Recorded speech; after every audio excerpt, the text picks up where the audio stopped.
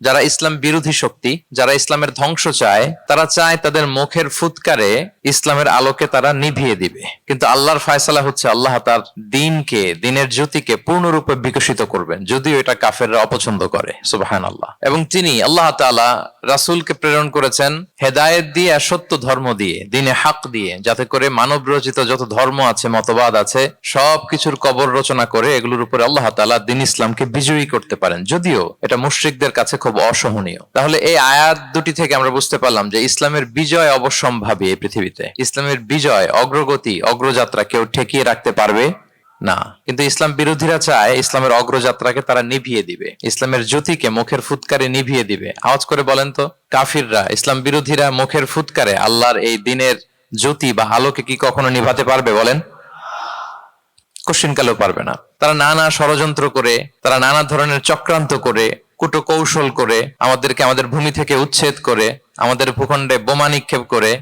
নানা ধরনের ষড়যন্ত্রের ছক এঁকে আমাদের নওজওয়ানদেরকে শহীদ করে, গ্লোবাল সমুদ ফ্লোটিলার মতো নৌবহরকে আটকে দিয়ে ওরা ভাবে যে ওরা ইসলামের বিজয়কে ঠেকায় ফেলবে। আসলে কি পারবে?